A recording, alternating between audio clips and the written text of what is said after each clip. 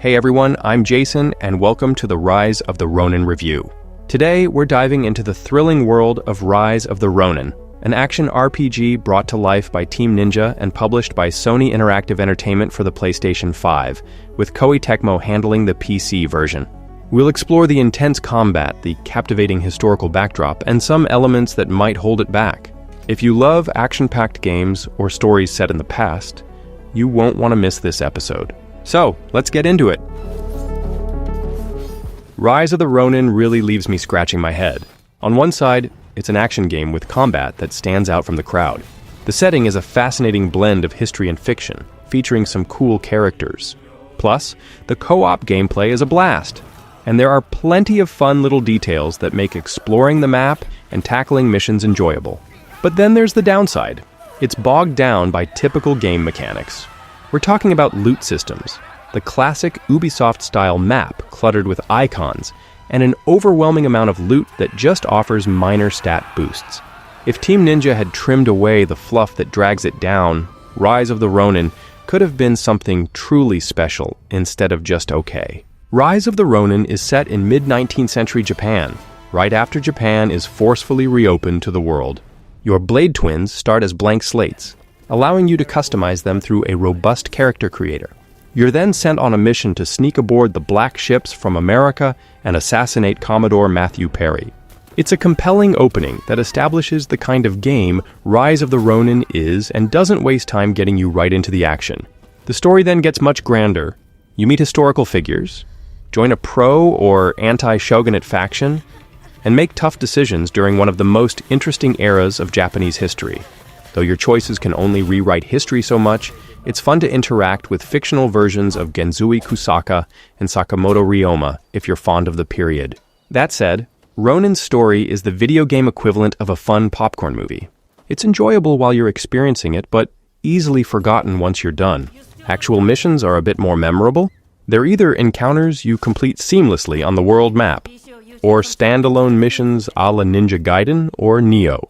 In these missions, your protagonist and a pair of followers who you can switch to at any time take on a unique objective like breaking a friend out of prison or assassinating a government official.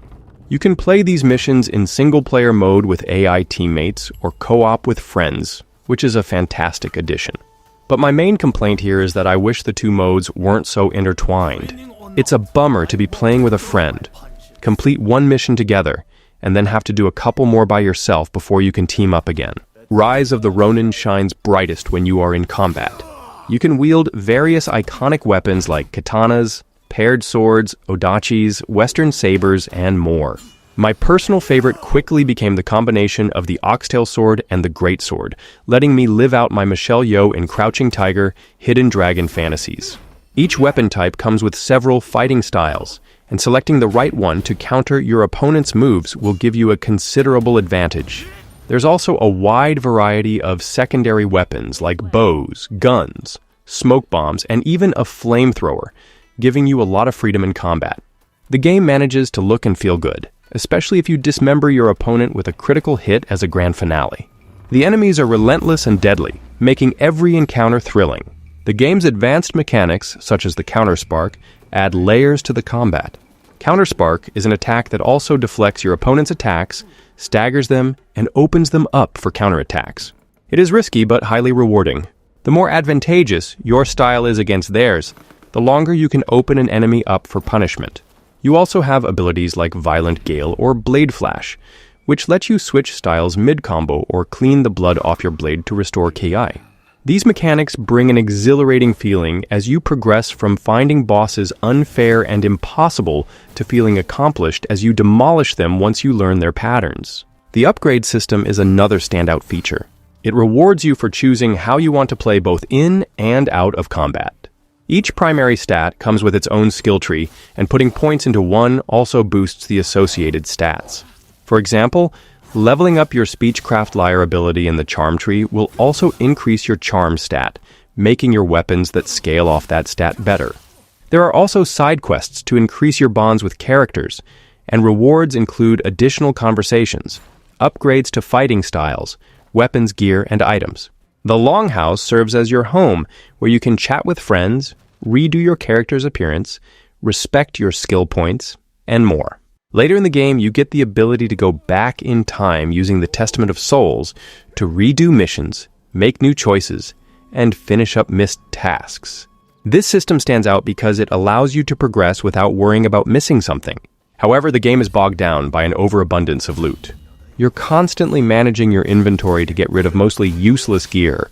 Team Ninja tried to alleviate this by letting you upgrade favorite items and disassemble the rest for parts. While effective to some extent, it doesn't completely hold back the torrent of mostly pointless stuff. Even the side activities, enjoyable as they are, suffer under the shadow of loot overload.